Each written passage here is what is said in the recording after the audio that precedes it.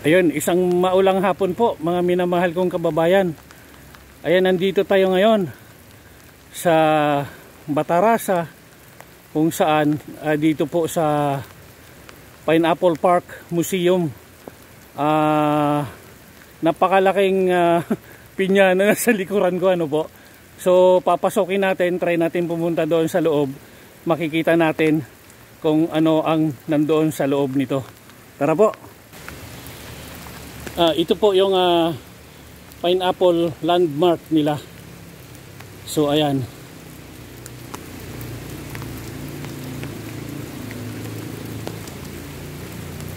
So papasok tayo sa loob.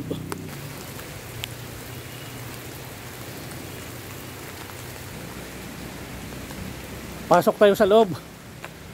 Mga kajong rides mo to. Ayan.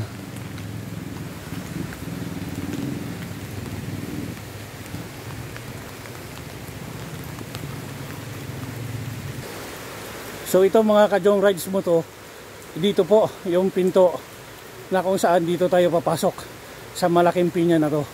Tara, pasokin natin. Samahan nyo ako. Let's go.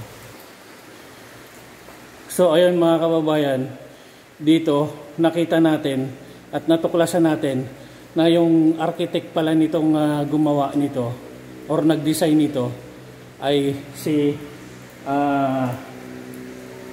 Ronald Bunyag Bonbon. Ano po, si Ronald Bunyag Bonbon, yung architect na siyang nag-design nito. So malamang pinsan pa po natin ito. Ayan. So ikot tayo. Tignan natin itong loob. So ang ganda nung pagka-design. Napakagaling.